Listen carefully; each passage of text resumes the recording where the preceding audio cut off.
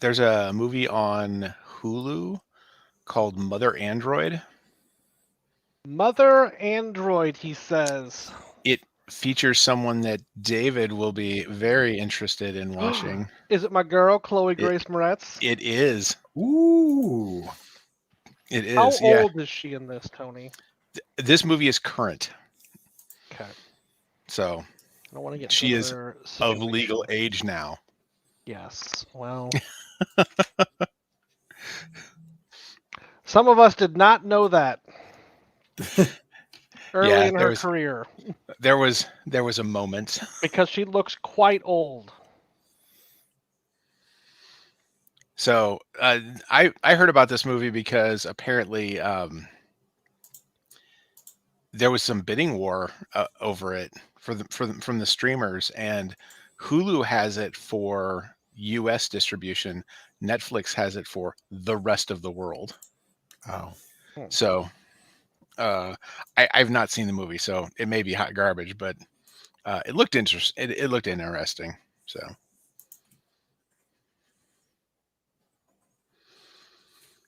So I am going to suggest that for next week, and it's on Hulu. So I feel like you have suggested it. I have Mother Android.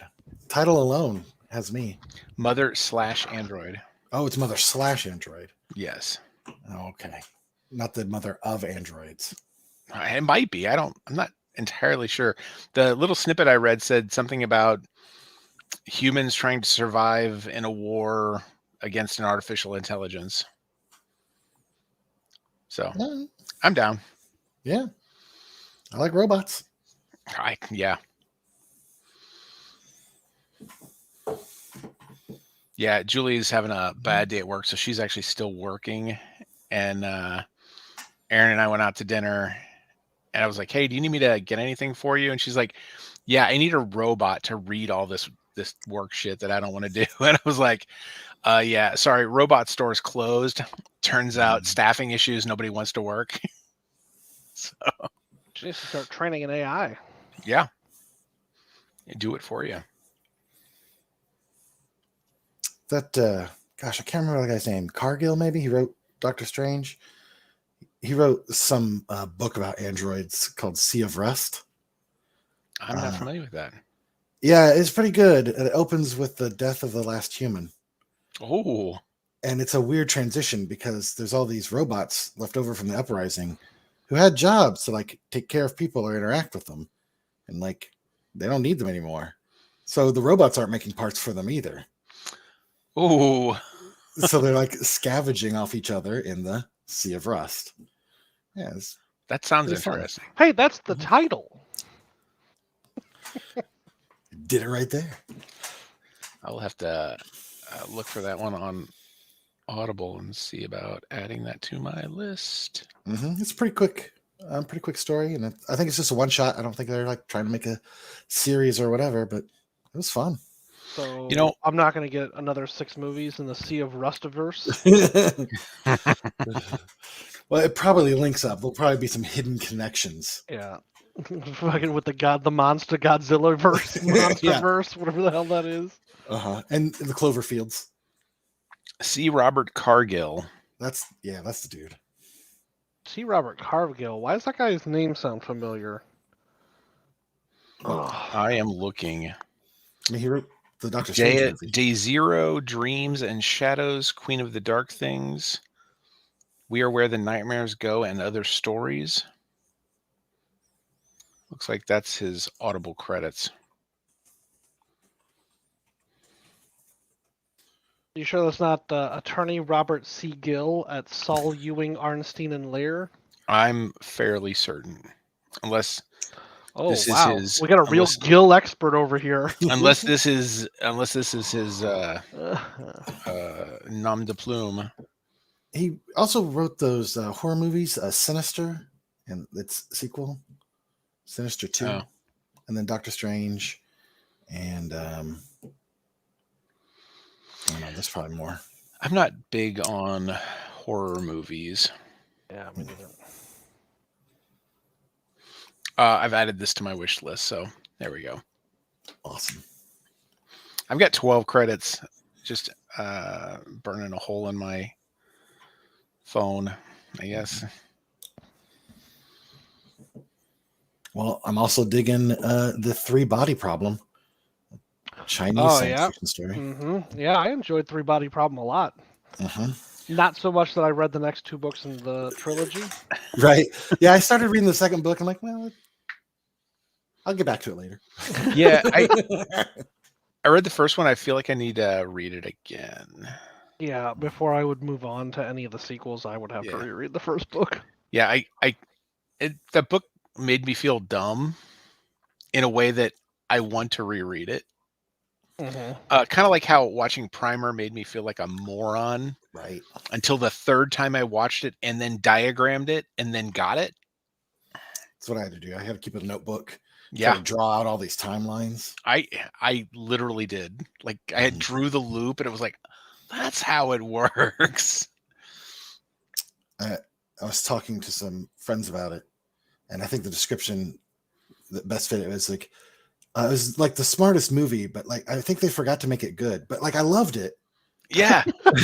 Yeah. Forgot to make it good. Yeah. Have you seen any of his other stuff? No. Upstream Color. Yeah, I haven't watched those. That one's a mess. it is. I really enjoyed it, but it is. Yeah, like it's one of those watch it twice kind of movies, because it's got some stuff going on. Is it also time travel, or it's a totally different thing? It is not. It's a completely different thing, but it's it had to do with some genetic stuff, and like I own a streaming version of it because it was one of those things that when it came out, it was like, oh, I like Shane Carruth, and it was one of those I can rent it for $6 or buy it for $10. Like I'm just gonna buy it. Like, there's no reason not to at that point. Yeah, you might want to watch it every week. I never do that. You don't know. This could be the thing that gets you. It could be. This is just my new routine. All right. So are we going to talk about what was the name of this movie? This is Archive. Archive, yeah. Yep. I did watch it. That's a weird thing to say. All right, it's like you roll into a party, you're like, I didn't murder anybody on the way here. Okay. All right, so let's just jump in. Mitch, what did you think of it? I think I had like potential. I liked it most of the movie, and I thought the end was very unnecessary. I guess. Like, I don't know. Like, do you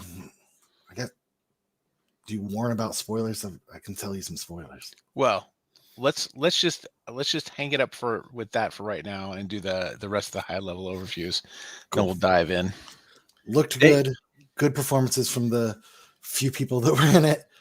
And again, I thought the story had a great idea. Like, there was a lot of interesting things. But it didn't really land for me by the end. David, what did you think? I mostly agree with Mitch. I think there was a lot of cool stuff in this movie that was unused in a way that I would find satisfying. Spiritually, intellectually, and sexually. Yeah, I can see that. I liked the movie for a while. Then it felt like it fell apart. And then the thing that it happened at the end that didn't feel earned did kind of make up for the fact that the things that I thought were falling apart, like, oh, well, that all makes sense now.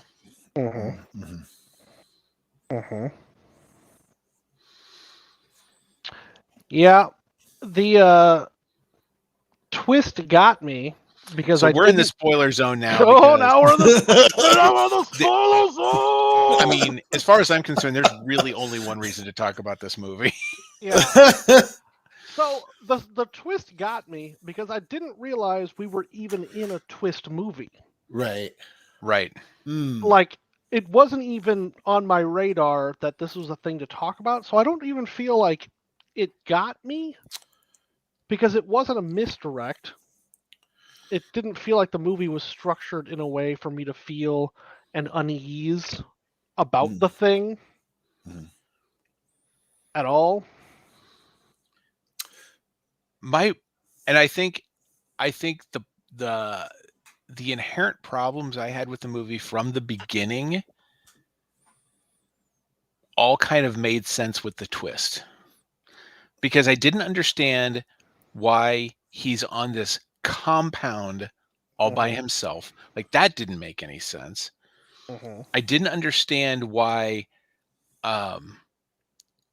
he couldn't try to reverse engineer stuff because there's going to be patent problems. Well, you know what? Unless you're trying to sell it or put it out in the public, nobody gives a shit if you figure out how to make your own Twinkies. Like, you can make your own Twinkies at home until you try to start selling them. That's when it becomes a problem. Like, I'm not gonna cross hostess. Like, like let's be honest. I mean, you I don't don't want wanna to risk bite. You don't want to bite the hand that feeds you. Right? So, like, there were a lot of little things like that. It's like, well, this is dumb. That's not how any of that works. This doesn't make any sense. Which I then just figured, well, somebody just doesn't know how patent law works. That's fine. Like, why do I know how patent law works? I kind of do for no reason. Oh, that's because I was a podcaster. That's kind of have to know what copyright and trademark looks like if you don't want to get in too much trouble. But then, like, the whole thing where it's like, well, we have to hurry up or she's going to be shut down. It was like, I don't understand. Like, this doesn't make any sense. Like, I don't get the logic of this. Well, I guess, like, structurally, like, the whole of the movie seems to, like, take from a lot of other sci-fi stuff that I also liked. And I don't really care if something's not original, if they do it, like, well, you know, like, Sure. I already liked Ex Machina, so, like, this was fun for that kind of things. I already liked Moon with the guys, like, all isolated with, and so, you know, that I mean, it's got feels of that. But I guess the thing about, like, their twist surprise, like, toward the end, is I read a book by Philip K. Dick called Ubik, which has, like, this same, like, plot point going.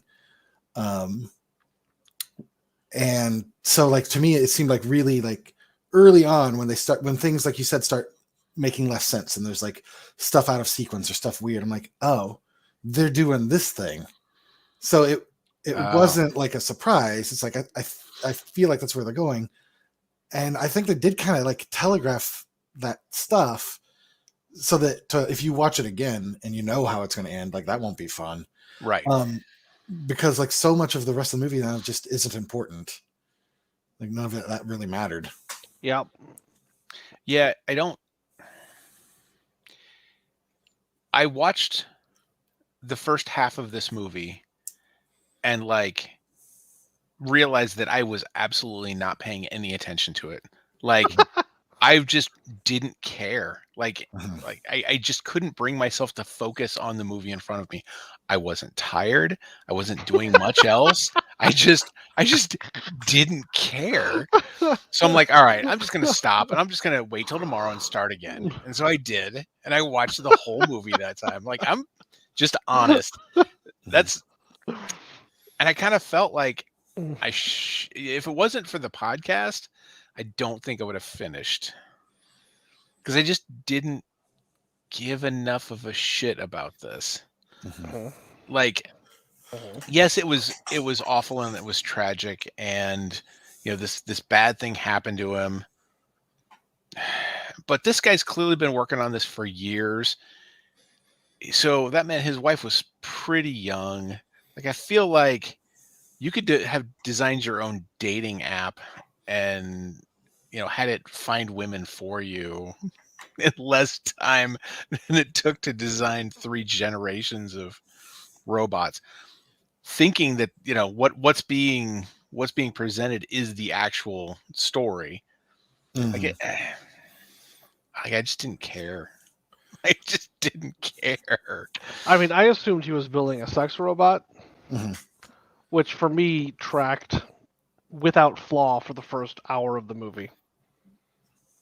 Because first he made that first generation box, and I was like, okay, that's basically just a platform, like a walking platform for a fleshlight.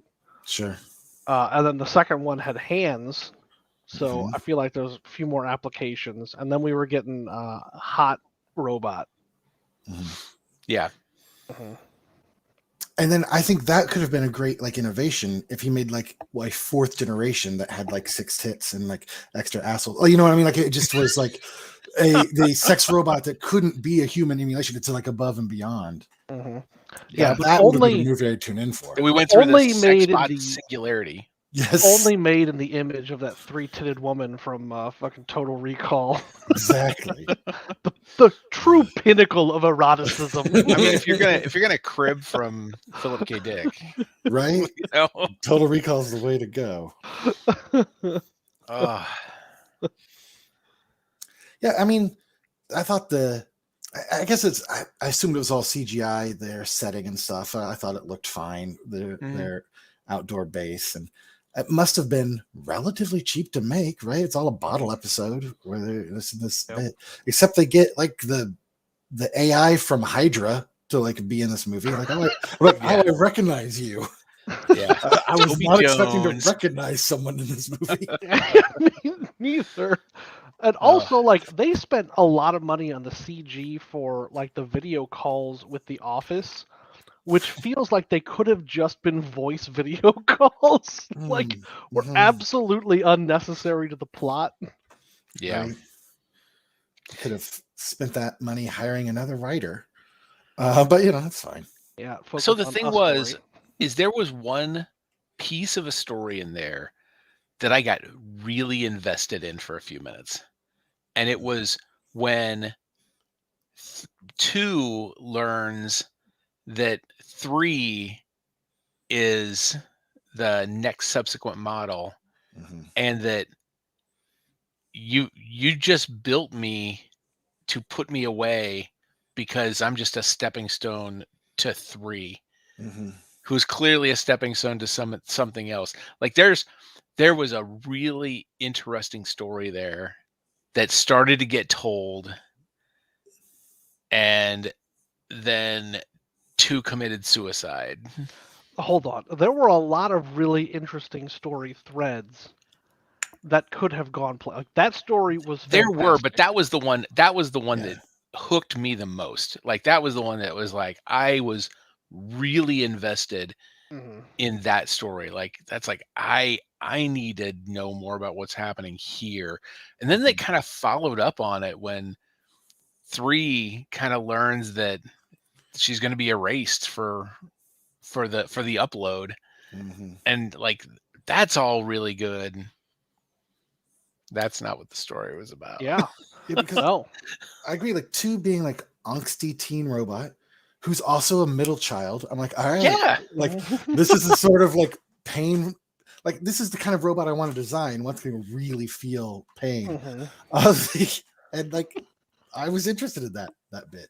But even then, we come back and we see 1, and 1's just I get it, but you know what? I'm still here. I love you. I was feeling for 1 at that point. I'm you're breaking my heart, 1. Right? Or there's a scene where 2 has locked 3 in a cabinet or something, and because they're fighting, 1 has gotten upset and has left the building and is hiding. Oh yeah, a little kid watching big kids fight. Yeah, this makes perfect sense. Yeah. I liked those bits. I thought that could have been a fun story. Actually, the way I was looking at 1 is 1 seemed an older sibling who is developmentally disabled. Oh, sure. And I was only thinking of that because Julie's got a really good friend who has a daughter who's an adult, but has has not developed past the age of 3 mentally because they had seizures. She had seizures when she was little. So like that, I made that connection between, that child and one, because it was the oldest, but it didn't have the cognitive abilities as 2 and 3 did. And it just cared. It just cared too much. Yes. So they didn't pull those threads. No, but like they were there. So like there was good stuff there. It felt like this was a collection of short stories that this guy kind of mashed together into a thread that really didn't I like the idea that it's a chat room thread, and then like other people, like he's typing out this little mini short story, but like other people keep like putting stuff in between the time it takes him to type and hit enter, and then that's what we get. Yeah, that's like that's there was really a good way to real think about tight story in there, but 4 or 5 other people are like, oh, I can riff off this and make this better. Yep. And I don't know which of those stories was the one he was like originally trying to tell. Yeah, that's just it. Jumping in. Considering it seemed supposed to be the one that we ended with, but it felt like the one that was best written was actually like the development of the relationship with the robots and how that all played out. Because like if we would have just ended around there, I think I'd have been more okay with it. And then I almost rage quit the movie when and it was right at the end when he's saying goodbye to her for the last time, and she's like, somebody wants to talk to you. And I was like, Daddy? I'm like, oh, fuck this. Fuck this movie. This is the stupidest shit. Did you? Oh, okay. Because at that point, I'm still on the what I'm seeing is real train. Yeah, I'm like, and so you thought because she was pregnant. Yeah, because she was pregnant. I'm like, no. Yeah. No. I did the same thing. I was like, are you fucking kidding me? This is a fucking Twilight Renesmee situation. Yeah. Yeah. But I mean, and then when it was like, oh, we're saying goodbye to Daddy now, I was like, I'm a fucking idiot. Yeah. I'm a moron. It's like, there was a twist that I didn't feel like this was a twist movie. Right. And like all the stuff that I had problems with now make complete sense. The isolation and like everything. Yeah. So that's the confusing part about this movie. Like it's logistically consistent, but not good. Like a lot of movies are good but logistically inconsistent, and this is the opposite, which is like a lot of this movie is like good starts and bad middles and no finishes. But it's at least internally consistent. This movie is an analogy for all those people who just kept saying, if the cable companies only just let us pick which channels we can watch and pay just for those, then we would be happy. But now that we have that with all these various streaming services, it would be great if they just combine this stuff so I could just go to one place and get it all. Oh no. Like we thought we wanted something, and then when we got it, we realized that's not what we wanted at all. Yeah, and I thought as far as like twists go, right? Like, you know how like classic twist movie like The Sixth Sense, like watching it again, it's just not good because the only way the twist works is because they edited around all of the things that would have revealed it. Yeah. I kind of felt like, because there's the thing that's supposed to be like she's had like 200 hours of conversation with him. Like, what did they talk about? Like, why is this a reveal now? Like, what was happening up until this? Yeah. Yeah. But see, I like Sixth Sense and I can rewatch Sixth Sense because there are visual clues. There are things you can watch for that happen on the screen that that will tell you what's going on if you know where to look for them. And if once you know the end, you can go back and see them and they're all there. I mean, they're all there in this movie too. But they're not interesting. Oh, they're not interesting. No, they're not interesting. Like They're the not. ambiance It's just not. It's not compelling. It's not. Yeah. Bruce Willis coming up to the table where his wife is sitting, and he slips into the chair without pulling it out, and like it's all there. There's little things all there, and this didn't have any of that. It wasn't compelling enough. Yeah, it was the station is constantly falling apart for no reason whatsoever. It's he can't call out. it's like well, I can't call her. And like that's the thing. I think Mitch called it though, is that it felt like a mashup of the least interesting parts of Moon and Ex Machina. Because those were both really well done. And they had a lot of similar vibes going to them. And Sam Rockwell. Well, yeah. Which is always a treat. Mm-hmm. And Oscar Isaac. Oh, Oscar Isaac, I guess.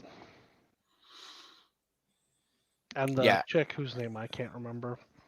But is in other things. In Ex Machina. Well, and that girl who was in Devs was in Ex Machina too. It was one of the other robots. Yep, she was. Devs was good. Up until the end. Endings are hard, right? Endings are real hard. They can be. The Beatles fade out more than they end. Like, it's hard for everyone. That was the time. A lot of music just faded out at that point. So when I was watching this, I kind of thought like maybe they just didn't know how to end their robot drama. Like, well, let's just put this twist on it, and that'll be the end. They're going to twist off this movie. Like that was the plan. Yeah, that was the fade out of the. Mm-hmm.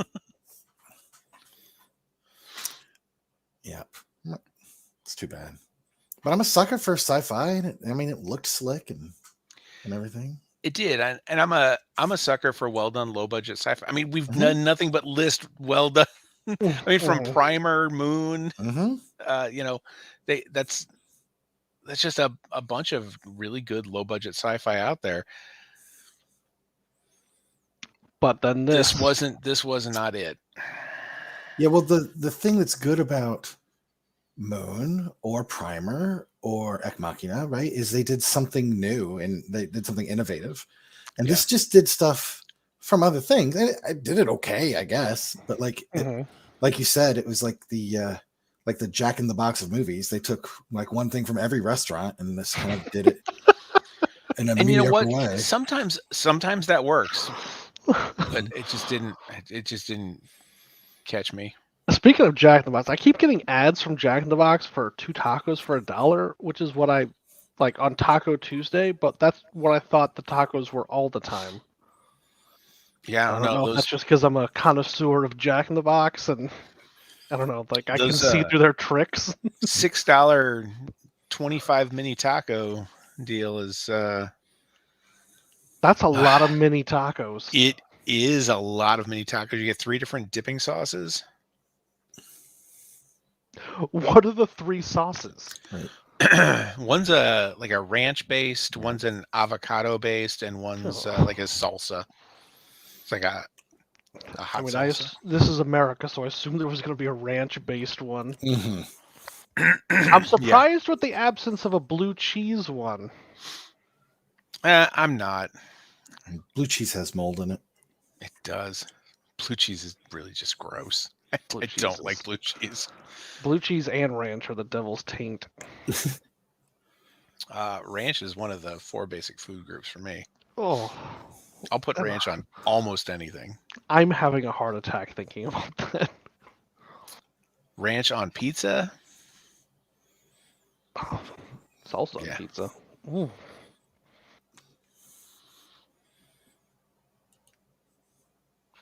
I don't. Who's Mary? I Well, don't know either Dustin's Dustin a- or Mary. Dustin's a friend of mine. Okay. So, and Mary's my ex, so I don't Oh, know exactly well. what he's talking about. Precisely. Probably something I said. Well, I've Maybe it had to learned do with about big 2 new shoes. people tonight.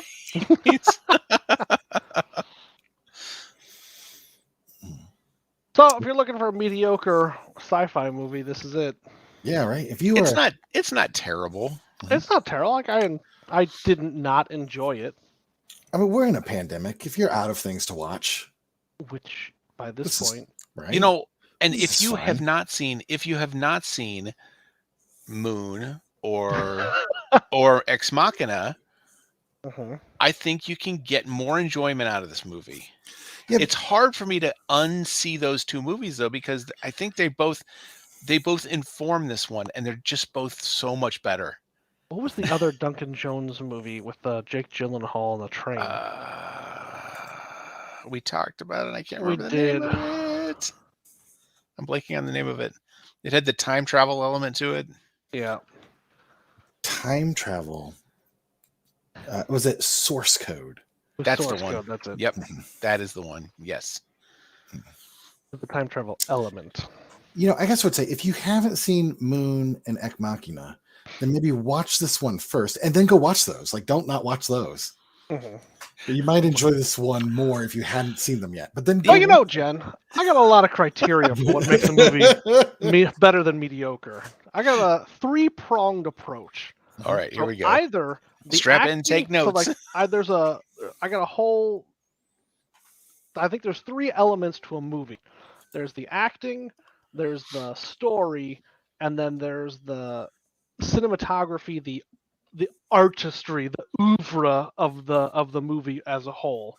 I think any movie that can give you one is gonna be not a great movie.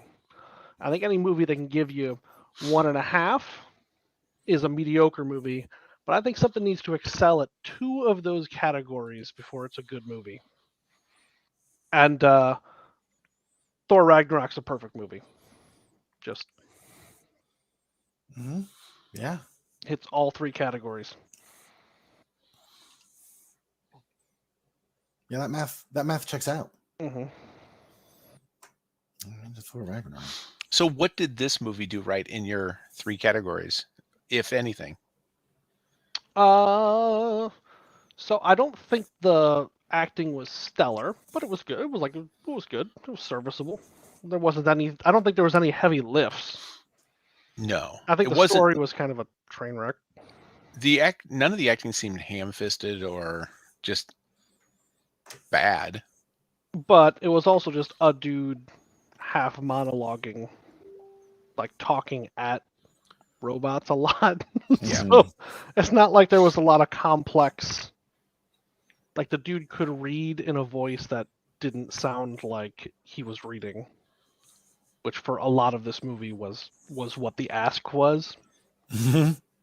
So it's not like you've watched this movie and you're like, well, this guy's going to be nominated. No, because if Sam Rockwell wasn't, then this guy sure Yeah. won't.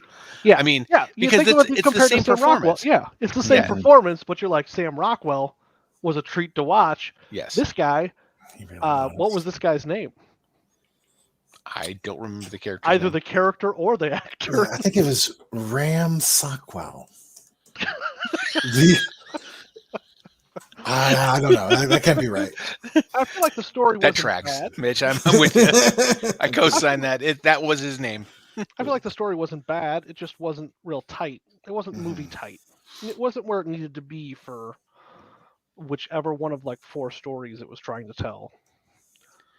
This movie I think it would have done better with a different writer and director. Mhm. Like the same person wrote and directed the movie. I think if it take his script and have somebody else come and make a movie out of it, I think might have helped. I think artistically the movie was actually. I think artistically this was probably the strongest part of the movie. Like, it had a good ambiance to it. Like the feel of the station or the wherever the hell he was, always falling apart, like added a sense of like creeping dread to the entire thing that I really thought was well done. Like there was a tone that the place set that I feel like they were actually trying to go for, and I feel like they got there. I kind of agree with that, but I cut Mitch off, so Mitch, you go ahead. The guy who made the movie, the writer director, right? That's what he comes from. Like he did concept art for a bunch of stuff and was a visual effects artist and a production designer. So like, yeah, that's why that's the strongest bits, right? Mhm. Because that's his Yeah, bread and butter. That makes sense. That feels right. Yeah. Oh, and I looked up the dude. Theo James is the actor's name, and he was also the voice of Vesemir in the new Witcher anime. I watched that. So he's the main dude for that. Is that the only thing he's done? I feel like he was the guy in Divergent. Oh, that's who he was. Series, yeah. That's who he was. Yep. But I mean, I liked the Witcher animated thing. Yeah, it wasn't bad. Yeah. I didn't watch the anime. It was more Witcher. Yeah. I mean, that's what I was there for. You know what you're getting with the Witcher story. It was a Witcher story. I got real excited because he was also in this TV series called Golden Boy, which I thought was based on the anime, which is really funny, and it is not. He was in the In-Betweeners. Oh, Theo James. Oh, now I gotta rewatch the entirety of the In-Betweeners. Great. You know, I was reminded when you were talking about Moon. Like I saw that at Plaza Frontenac in that art theater. Oh, that's cool. That they have there. And sitting behind me were some, I'm going to guess, octogenarians. And it was so fantastic because the husband did not understand what was going on. And the wife did and was explaining it to him very loudly because, you know, he needed that. And it honestly, it made the movie so much more entertaining for me to have this like meta thing happening right behind me. Like I was 100% there for that. That was great. No, you see, it's a clone. My favorite part of Moon, like I love the movie and I love the discussion we had about the movie when we did the podcast. But my absolute favorite part about Moon is when I tweeted about us releasing it and tagged Duncan Jones in it. Oh, this is where it gets good. So we said, based on like some like barely, you know, like went to Wikipedia and looked at something, we quoted whatever Wikipedia said was the budget of the movie. And it's like, yeah, we're saying, oh, the movie was done for this and it was so good based on only costing this much to make. Duncan Jones responded with, no, it actually cost this much. And it was like, oh shit. The only way you know that is by listening. Like you would have had to have listened to the podcast. And it was like, all right, we should just quit. Except we tried to get him on. You know, and he was actively making Warcraft at the time. And he's like, let me finish this movie I'm working on right now. But he had listened, so then he was like, I'm not fucking doing that. Yeah. Oh, that's fantastic. You know, Warcraft is a movie that I also saw. I did not have a problem with Warcraft. I did not hate it. Yeah. How steeped are you in Warcraft lore, Mitch? Maybe that was the element I was missing.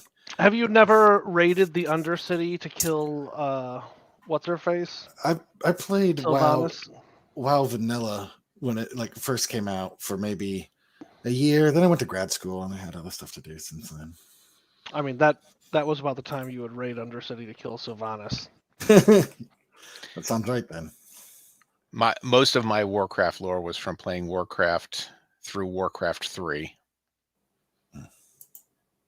I played a little bit of WoW, but I had the original Warcraft Orcs and Humans. Yeah. and played the shit out of that until like you couldn't play it anymore on a modern computer because the the they did things based on the limits of the machine at the time. So like if you tried to take your mouse and move it across the screen, you'd hit the edge and you just fly to the other end of the map. You just touch the edge of the screen, it would just gone. I was like, why is it doing that? Oh, because processors back then took time to scroll. Like it was based on the processor speed. Mm-hmm. Yeah, I did that one, and I liked War 2 quite a bit. And then War 3, it got to the point where I just couldn't be fast enough to beat other people. I could play the computer. The campaign was great. But Oh, yeah. Multiplayer, I'm like, wow, this is I played against computer, and I'll never forget because Holden was little bitty. Like, I remember playing that. I'm pretty sure it was Warcraft 3 in another game, and like I was sitting at this desk that I'm sitting in now, and like holding him like this. His head's right here, his feet are right here, and like I've got my mouse in my other hand because I can play Warcraft one-handed. So it was a simpler time. It was a much simpler time before he grew a beard. But no, there was one Saturday morning, like 10:30 in the morning. Everybody's asleep. I let everybody sleep in, and I'm playing. And I tried to play multiplayer Warcraft 3, and like it automatically connected to voice chat and everything. And I'm playing, and I'm doing okay. And then I just get verbally assaulted by this voice that had to have been no more than 11 years old. Like, and I got called everything but a straight white man. Like, it was just, it was disgusting. I'm like, I mean, David knows the people we hang out with. It's hard to offend me. In fact, I believe I made you upset with something I said the other night. Probably. Yeah. But yeah, like that, it was just such a turnoff. It was like, and he was upset because I was turtling. Like, I was just building up my defense first because that's the way I play against the computer because you can get away with that. Oh, that kid was pissed.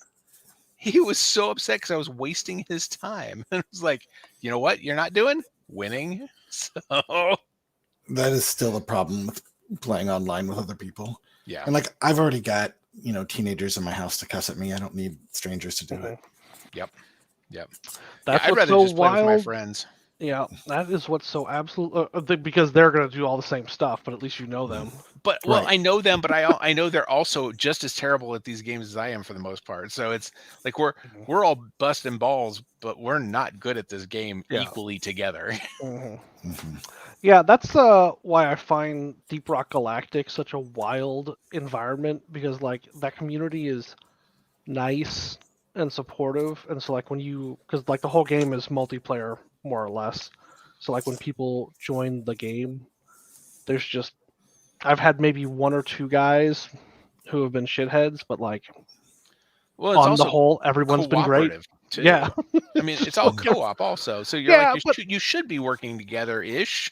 Yeah, but like the people who don't think you're pulling your weight, like that whole shitholery, like that is a definite thing. Yeah. Well, and I mean, Tony, that argument, like that should also be like the world. Like, I mean, technically we could be cooperative, but we aren't in cooperative mode. We went PvP. That's fair. That is fair. But I do like my challenge of a competitive game. Because I mean, you really can't worm tongue a co-op game. Yep. I mean, you can, but you're basically just saying, here's what we should do. Well, I think we should do this. Okay. Okay. I mean, I could be wrong. I feel like I do feel like you would enjoy King's Dilemma, Tony. Yeah. Yeah. Yeah, I got to essentially shoot the moon last week, where That's I cool. tank the kingdom, and then if you're the losing player when the kingdom tanks, you get things. Nice. Mm-hmm. Yeah, so so basically the game plays like this. So you're all houses in a kingdom, and the only thing you really ever do is vote yay or nay on an issue. Mm-hmm. So, but like the voting situation, there's like a whole wagering Mm-hmm. layered competitive piece to it. And so you've got like all these various agendas, and you're like trying to coerce each other into picking yay or nay. Yeah, I can't see me being interested in that at all. And one of the little pieces of a fist, which leads to endless Oh yeah. fun. Yeah. Yeah, Mitch, I gained the reputation of being worm tongue during our Risk Legacy. Mm. It's so fucking frustrating, Mitch. It's like he'll be worm tonguing someone, and then like other people at the table are like, "You're not gonna let Tony worm tongue you, are you?" And then like the person's like, "Tony's not worm tonguing me." I'm like, "Oh, that's exactly what someone who's being worm tongued says." Oh, my worm-tongued. My favorite was always Eric, though, because he'd look at me and goes, I don't trust you. Like, all right. Shouldn't. So don't do what I'm saying. David's over there going, no, do it, because he's messing with you.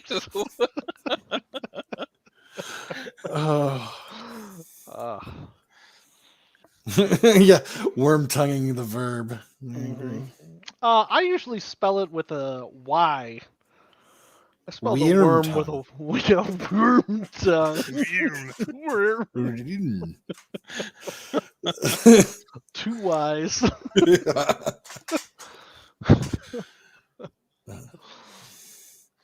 Yeah. Yeah. Well, and then I'd have situations where no one at the table was attacking me for like no reason. There were reasons, Tony. Well, there were a lot of reasons, and it was incredibly frustrating to play those games. Lena not attacking me, then me convincing Alex that he really just needs to attack Lena, which then just sicks her on everyone else. Yeah, it's just very frustrating. And this was the Legacy version of Yes. it? Yeah. I've been enjoying Legacy games. I think they're all fun. Yep. I've got I think Seafall is the one I'm going to do after King's Dilemma. I've got a copy of Seafall as well.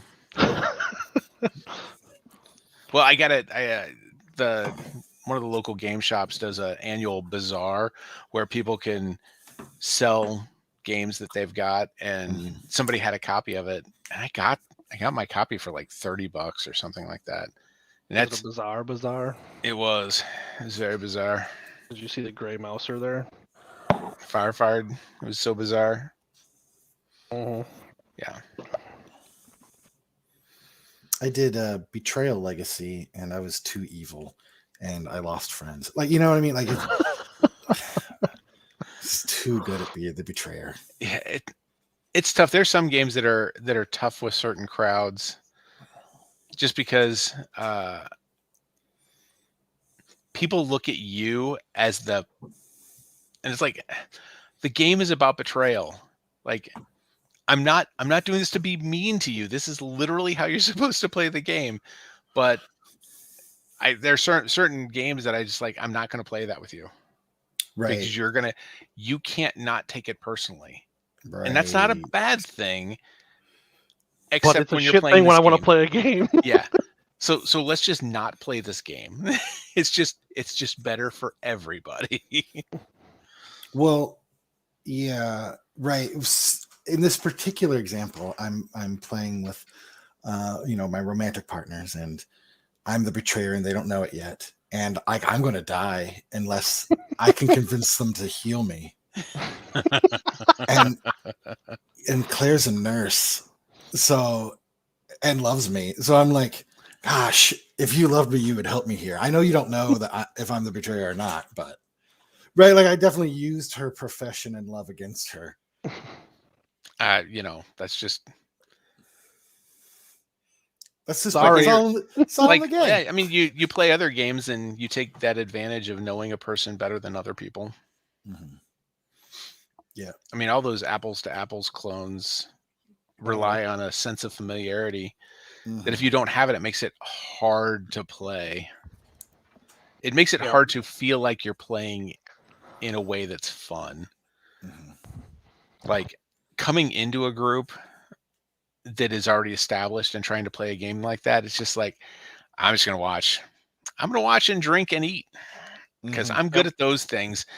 And I am not going to be good at whatever's going on in all of your in jokes. Oh yeah. You can do the same out of the various Jackbox games, right? Yeah. Like Yep. the TKO, Yep. right? I played with a group, not a single penis on any shirts. Oh, what? That's shocking. I'm like, do you know how to play? Like, what's Yeah, did they not happening? read the rules? This is weird. Yeah. Mhm. That Oh, I that do is want to weird. have a Jackbox night. Ooh. Mhm. We do that here every once in a while. The four of us will do like TKO. That game's not bad for just a family of four. Because you can also, that one also scales really nicely to family friendly to absolutely not. Yeah. I I'll just assume that's why I wasn't invited, Tony. Yeah. Well, it's normally one of those things that it's like, hey, nothing's going on. You want to play some Jackbox now? And since it's the four of us here, or it was until Holden went back to school. Fucking Holden. Yeah. I like the one where you present your inventions as well. I don't remember that. Like it's a problem. You drop an invention and then you have to like present it to the group. I don't have that one. Oh, No, that's me fun. neither. We only have Jackbox 1 through 3 collections for the PlayStation. I know they're up to like 7 or 8 now. Yeah, I think 7 just came out not too long ago. That sounds right. And see, and Julie and I are actually like old You Don't Know Jack players from the PC. And we're really good and competitive, but it's competitive in different ways. When she knows the answer, she can like get the answer out incredibly quickly. Like any of those speed challenges, I don't stand a chance against her. She's just something about the connection between her eyes and her brain and getting the answer out. she's incredible at it. I can't do that. When I get the answer, like I process it and I get there and like I can solidly answer the question right a lot. But speed, no. I can't. It takes me a little more time to verify my answer in my own brain before I get it out. But I am really good at getting the fake advertisement that they do in the You Don't Know Jack games. Mitch, are you familiar with this? I don't know that one. So, have you played You Don't Know Jack? It's just a straight up, for most part, a straight up trivia game. Yes. So at the beginning of the game, it will tell you like there's a fake product that is the sponsor of the game. And if you guess which answer is sponsored by the fake sponsor, then you get like thousands of bonus points. And I'm really good at picking those. And normally it's like some really wackadoo pun or a funky synonym. And so you have to and it could be one of like 3 different things because there may be a color in the fake product and then the thing and then what it does. So you're never quite sure, am I looking for green or an egg or, or cooking, but then something will pop and it's like that answer is oddly not correct. I see. And it's for whatever reason, some of those just stand out to me. So I consistently get those bonus points. Oh, that's fun.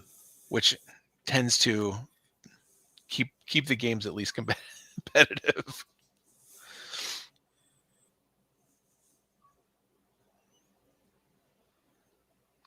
I don't think I have anything else to talk about the movie. I mean, we Oh, haven't yeah, been talking no. about the movie for many minutes now. Yeah, but I figured I'd come back to it just to wrap up that conversation. I I mean, have nothing on the movie. Yeah. there's very little about it that is like special enough to talk more about. Don't tag the creators for this. No, no. Like, I think though, if this was a collection of short stories that they mashed up to make a movie out of it, I think I'd read the collection of short stories, because as a collection of short stories, there was good stuff in there, and there's Mhm. always stuff in an anthology that's not, so you expect it. But if your Mhm. payoff is just each individual story, I think that would have been more satisfying than the things that really failed as your overarching story, when the little vignettes in the middle were far more interesting. Yeah. Speaking of weirdly, you know what? I don't have a transition here. All right. So I just recently watched all of Umbrella Academy again, Uh-huh. and then as soon as I finished watching it, I read the first collected arc. I'm sorry. Yeah, the comic is terrible. It's just not fun or entertaining or anything. Mhm. Have you read any of the Invincible comics? No. Don't. Oh, same Oh thing. no. That's a Um, bummer. like, the thing is so I watched the animated version first, and absolutely love it. Like, Yeah, because it's I love great. the story. It's fantastic. It is so, like, weirdly disjointed. Like, it just doesn't, it tells the same bits of story, but not in a good way. Like, Robert Kirkman, I think, got all of his ideas out in the comic book, and like he was workshopping them, Mhm. and then he Mm. figured out which ideas worked, and then rewrote that as the script for the series. Because it's like, there's a lot of things in there, and some of them clearly just didn't stick to the wall. Like, it was Yeah. like, man, this is not a great idea. So you can kind of see why it's not in the animated. Mhm. That feels a lot like what happened with Umbrella Academy. Like, they were like, oh, there's some cool ideas in here, so let's hire a bunch of different script writers and tell them they need to include these elements and make this work. And then they did. Yeah, I would agree. I guess I don't actually know how much about how comics are written. Do they write like this whole arc out first, or are they just trying to make a deadline by this next month? I think it depends on the different. Well, I know it definitely is different for like the Marvel and DC. When you're talking indie work, I think every book is different at that point. I think some of them have plotted out major arcs, but also indie work, you're not as guaranteed, readership. So it's like, oh, you got 6 issues. All right, well, I'm going to write the hell out of these 6 issues. It's like, all right, well, Mhm. you can write 6 more. Okay, well, I used up my best idea, so I guess I'm going to figure something else out. and then be prepared to maybe do 6 more after that, and then start working towards an overarching story that you can end immediately, or can keep going, which is what a lot of it feels like. I mean, Mhm. I read Walking Dead for a good while, and I read it in a collected format, but it was kind of like that. It was like, all right, here's this cycle of a story, and you could tell that, all right, this cycle's ending. So it ends, and then then a new cycle starts, which is very different from like, and Mitch, I know you might be a little more familiar with this because I think we've talked about it before. Um, the Claremont era of the X-Men comic books, Mhm. he wrote in a very soap opera style, where he had an A story, a B story, a C story, and the A story would be told through the course of a single issue, with B story and C story also kind of threading in, and doing it in such a way that when the current A story ends in this issue, or this 3-issue arc or whatever, then the B story is the natural next continuation, but you've already got the story seeded. So you don't need this big info dump of here's what's going on and here's why all these people are important. They've been introduced along the way. And if you're a consistent reader, the story keeps flowing, which is, I think for me in comic books, that was, one of my favorite eras and creators and the time of stories, because the stories all did seem to flow from one to the next to the next. And there was like you really felt like you were just riding a wave. It's like you wanted to just read the next story. It just compels you to read the next one, instead of now so much of it is, oh, I've read the 6-issue arc. This is a good time for me to take a break from this comic book now, or whatever. I read Saga, and it just came back today. Oh, did it? Yeah, today was the first day it came back. And I was like, oh, I'm going to go pick that up. And I was like, I read all the rest of it in collected form, except for the last arc. And it was hard for me to get through. One issue at a time was harder for me to get through. Saga reads brilliantly, 6 to 12 books at a time. It's an easy read. They're a quick read. So I could sit down and, in an hour and read that whole collected volume and feel very, satisfied with that.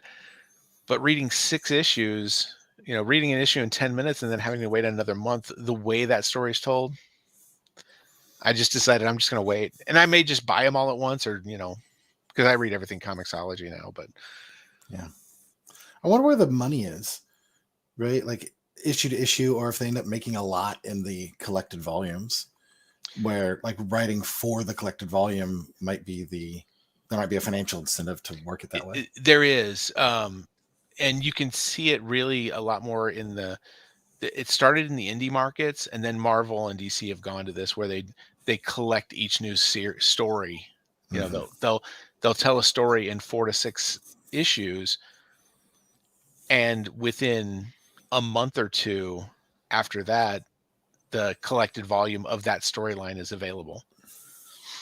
So the thing is those collected volumes get you outside of the comic book, the seedy underbelly of the comic book world. That's where you see them on Amazon. That's where you see them in Barnes and Noble. You'll see those collected volumes. So yeah, they are getting a lot more money if they can hold on and get to that point of being collected. Now, Marvel and DC, that's going to happen, because they've already got it all worked out. But the indie guys, I think they have to work more for it more. Interesting. Typical. I am excited that Saga is back, though. Yeah, I think I've read the first 2 or 3 volumes of Saga. I don't know how much there is. Today's issue is 55. So there was 9 6-issue arcs for Saga, and it's just coming off a 3-year hiatus. Yeah. Well, Brian Vaughan always said that he figures it's about 100 issues, 100 to 120 issue story. I think he said some number within that range. And it's shooting to be right now. When they finished at 54, they said, this is the first half of the story, and we need a break. And when we come back, we will tell the rest. But I think they did the right thing, and they just waited until they weren't going to do a couple of issues, wait a couple months, a couple issues, wait a couple months. Because that's the other danger of the indie world, is that something else comes up and they have to go get their money from some other source, to live and eat. I watched a little of the Why the Last Man show that they made for Mhm. Hulu. It's fine. Did you read it? I didn't. But like I knew it was the same guy who had like done Saga. I'm like, well, I'll check out this show. It's all right. I've read the first collected volume. It's like the first 12 issues of Y the Last Man, I which think I've read it all. from what I understand, that also about covers what the TV series did. And from the little bit of I saw of the series, I'm like, I'm just gonna wait till it's all available. And then within like a day or two of the last episode, they're like, it's not coming back for season 2. And I'm like, I don't feel like wasting my time on it then. I'll just keep reading the comic book that I'm really enjoying. Nice. And I understand they did like there were some things that were significantly different between the comic and the show, like different focus on things. Yeah, Julie watched the show and we were kind of comparing notes. And yeah, so it sounded like there were some similarities, but they did kind of change. I think they changed things about the town that they end up in toward the end of the season. From what I understand, that's changed a bit. So I mean, for things like this, I'm just filled with like questions about the mechanism and like what about this and what about that, which the show's not really interested in explaining to me because it's got a story to tell. Yep. Mm-hmm. But yeah. If you liked it, I would recommend the graphic novel version of the story. All right. I am not far into it, but what I've read is great. Yeah, I think I finished it. Well, I like Saga, so I'll check it out. Saga is wonderful. Mm-hmm.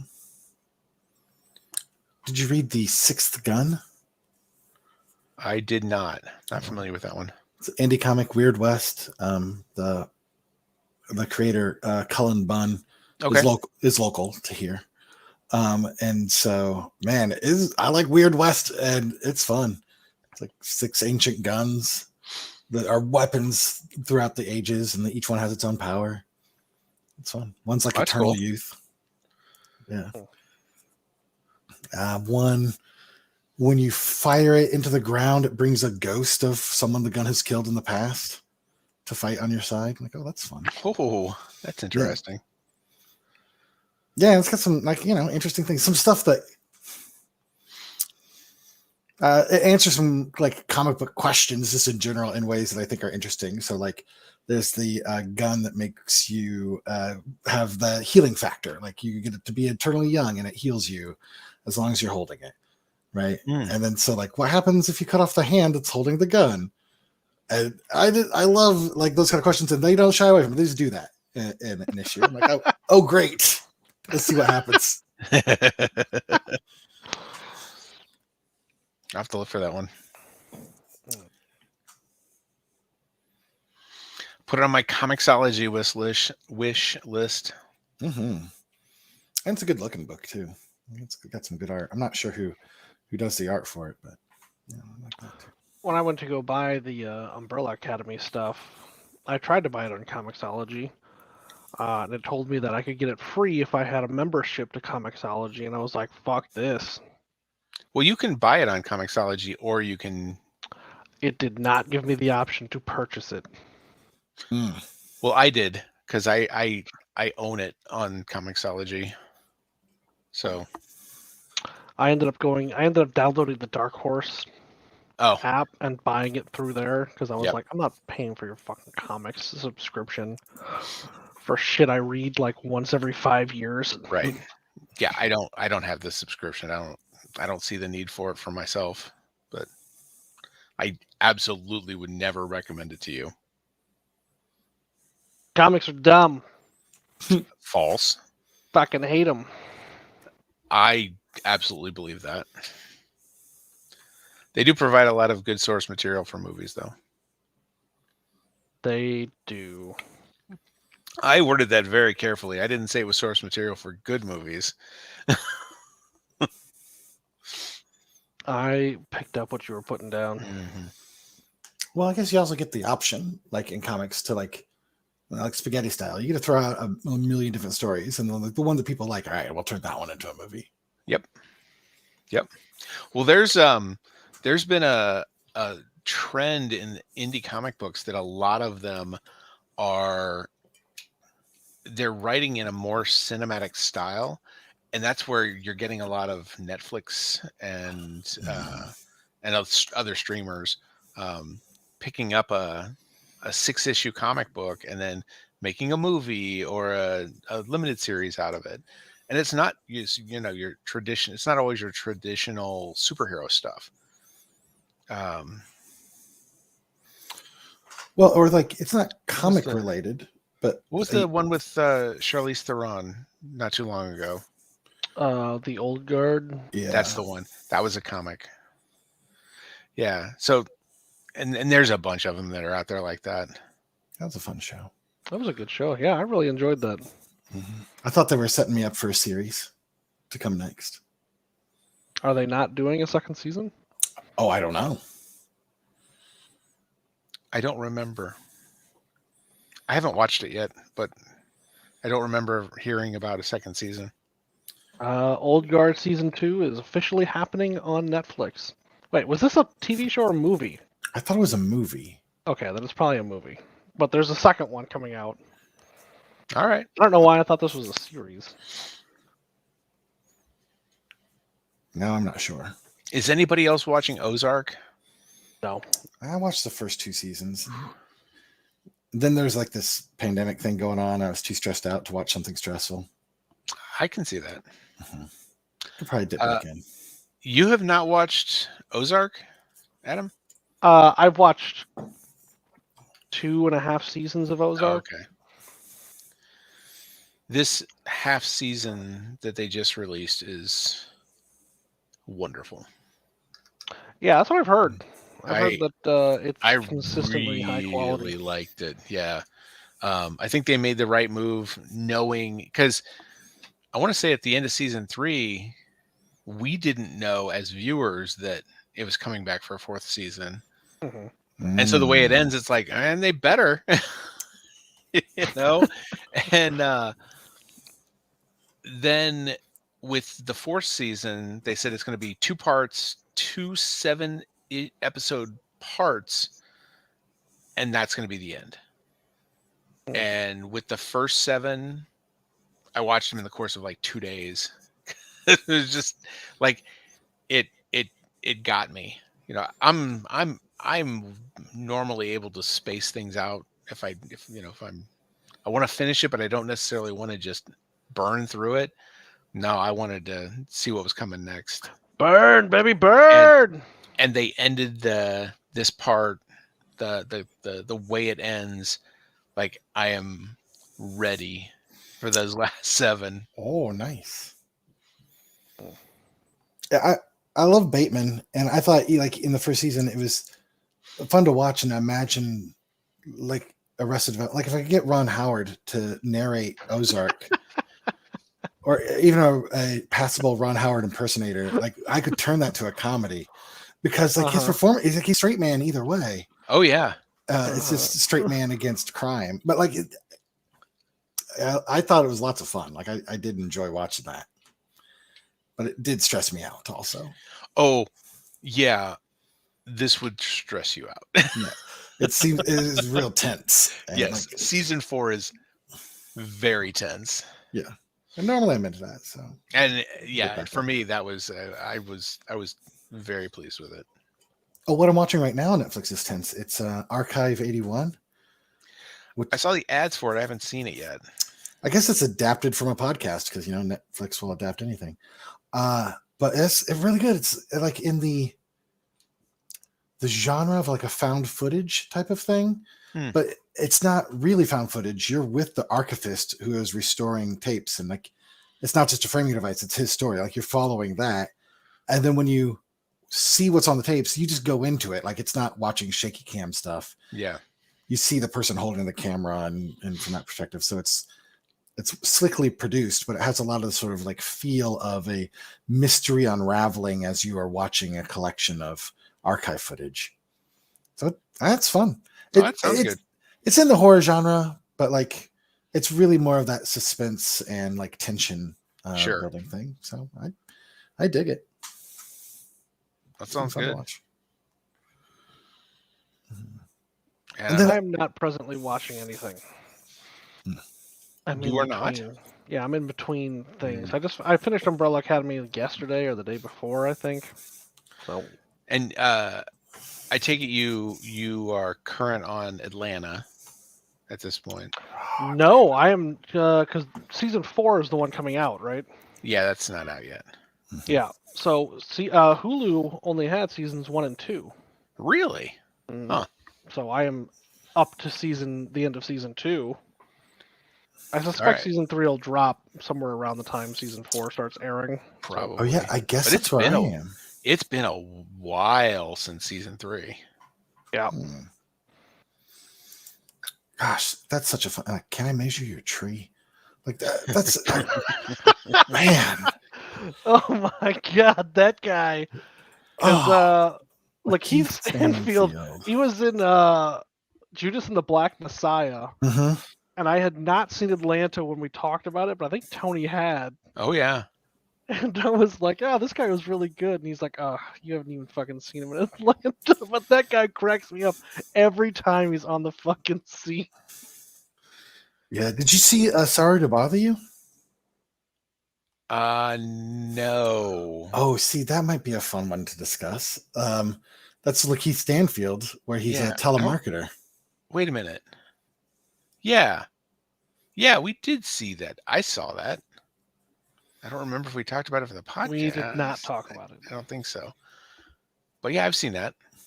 Yeah, I just thought, again, like his performance, I just love it the whole time. Like, the movie itself is, wild and it's got its own things going on, but I'll just watch that dude on anything.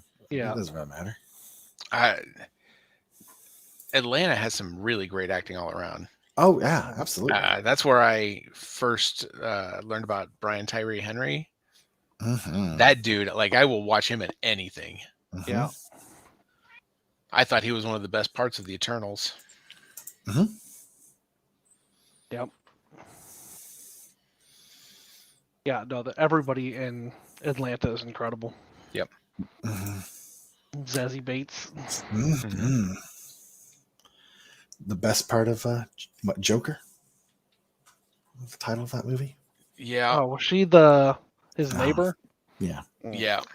Dude, you're driving me crazy.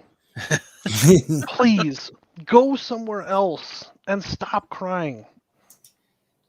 You want nothing. I know you want nothing. I'm going to throw you away in the dumpster. No, you can't lay on my arms like that. He just wants to be part of the podcast. Oh, he's just driving me crazy.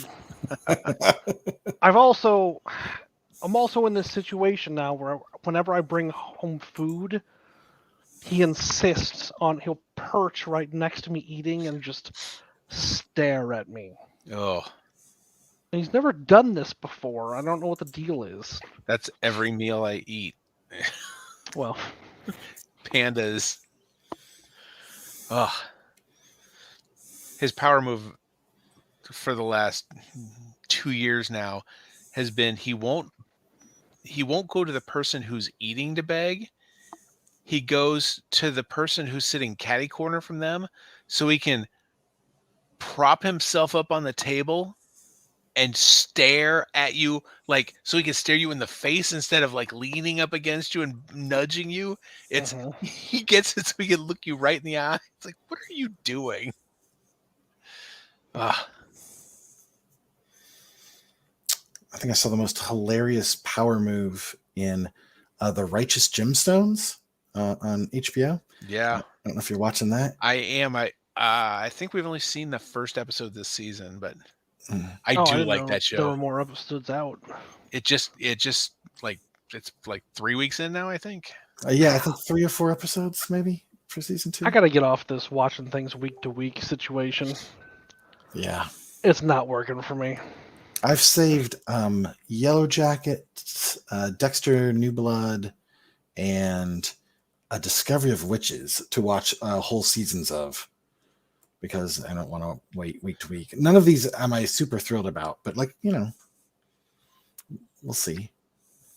I've not heard great things about the ending of Dexter. Julie watched Yellow Jackets, and she said it's good, but you would do well to know that they are writing it as if they have 5 seasons. So you're not going to get an immediate resolution at the end of this season. So she's like, if I would have known that, I think I would have appreciated the end of the season better, because I was expecting it to wrap up. Kind of like watching Loki. That disaster. Got it. Hey, I'm 5 minutes into the last episode of the season, and there's no way they're wrapping this up. Yeah. Like there's this seems to be no getting way. Yeah, this seems to be episode 9ing. Yeah. Where we're introducing a lot more things than we're resolving. And that's not how you end a movie. Yep. That's how you set up a movie. Yep. Which is what they're using these for. Now, Yellow Jackets had me at Christina Ricci. I'm like, okay, I'm in. Yeah. Yeah, that's another one that's on the list. I'll get there. My current watch, and I just started, is Cobra Kai. Oh, sure. I just haven't seen the new season. We watched the first 2 seasons when they were on YouTube. Yep, same. And that was, I watched I watched the first episode, and I turned to Julie and I said, okay, you need to stop whatever you're watching and watch this. And she's like, oh, it's that Karate Kid thing. And I said, yeah, I know, but my God, you got to watch this. Better than it deserved to be. Oh, it had no right to be as good as it has been. Yeah. Yeah, I dug that. But they did just such a fun and fascinating job with it. Yeah. Yeah. And I started the 4th season, and I love that the characters haven't learned anything from the movies, but that's the way people are. Like, there are people that fundamentally just keep making the same mistakes. That's the human condition, Tony. What's that? That's the human condition. Well, it is. But that's not how a lot of these kind of nostalgia projects work. They tend to clean up your heroes or the person they're trying to present as a hero. Johnny Lawrence is just as much a dick in the 4th season as he is in the 1st. And it's wonderful. Oh my God, Fringe is on HBO Max. Nice. I Guess like I know that what show. I'm watching. Don't want to watch anything new when I've got old stuff I can rewatch, huh, Romeo? Oh, well, now you you're know asleep. you like it. Turd. I lived through the days of the reruns. I'm done with that shit. Give me more new stuff. Maybe I should watch the Station 11. I don't know that. I saw Allegedly that. Very good. I saw the ads for it. Is that Natalie Portman? No, it's the chick who's in *Halt and Catch Fire*. Oh yeah, that's right. Yep. Well, I don't know. Based on the best-selling novel, this post-apocalyptic saga follows the survivors of a devastating flu. A little close to home. That might not be for me. I'm a little burnt out on devastating flu situation. It's like that Chuck Wendig novel. Yeah. The Wanderers. Yeah, that's the one. Yep. I got halfway through that, and I was like, a lot of too much of this right now.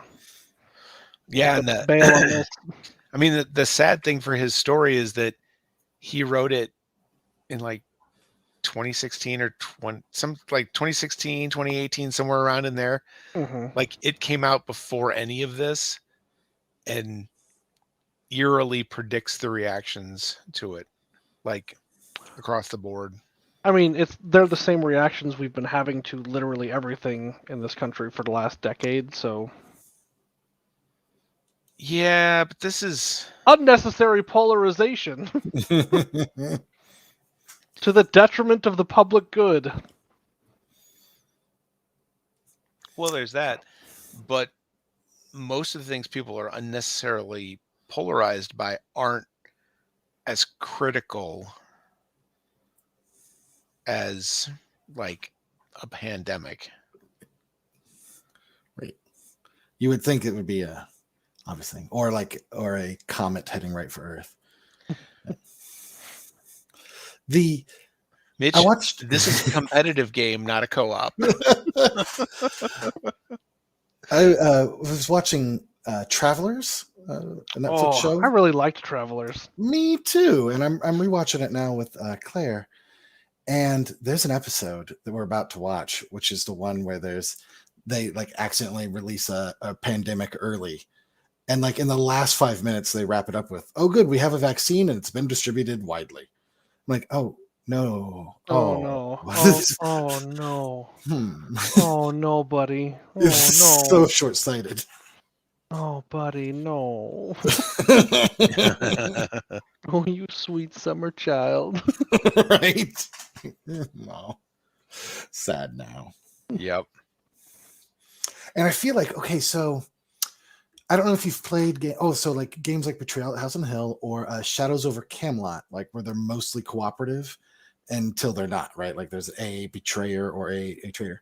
Yep. I feel like now, in the wake of COVID, we should rework the game Pandemic to add a traitor element where at least one player is on the side of the disease.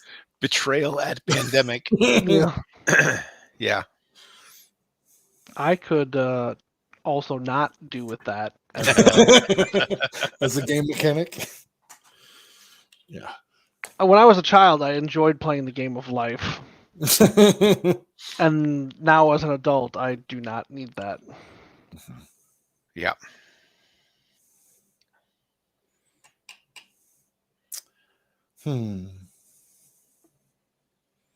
Yeah, I thought Travelers was fantastic as a show. I was bummed when it ended, Mm-hmm. and in the way it ended.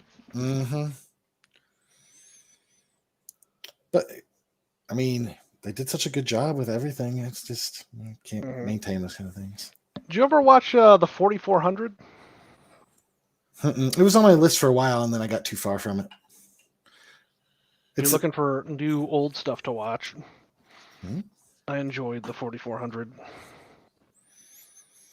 Is that the one where like missing people are showing up? Yeah, like through the last 100 years or whatever, people have just gone missing. And then one day, all 4,400 of those mysteriously missing people just reappear on the shore of a lake. Mm-hmm. And then the show follows two, like I think they're FBI agents or something, and their job is to investigate weird occurrences around the 4,400. It turns out they all come back with some sort of weird power. Well, that's exciting. It's kind of Traveler-esque. Yeah. I was gonna say that sounds like what the Jimmy Woo show could be.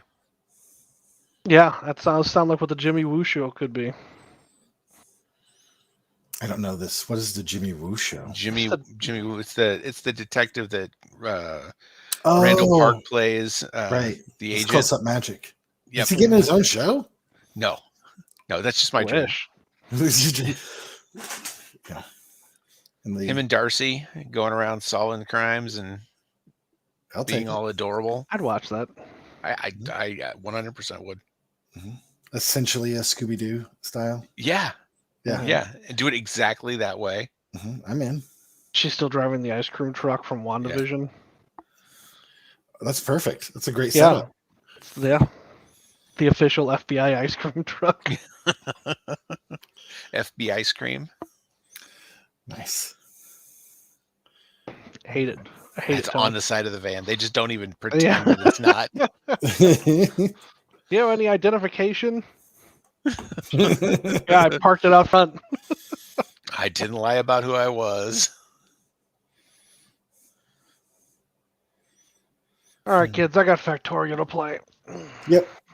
I got a wife to go pull away from her work computer and tell her to stop working. And now apparently I got Fringe to watch. Mm-hmm. There you go. All right. We will see you guys next time for Mother Android. Awesome. Yep. Sounds great. Catch you later.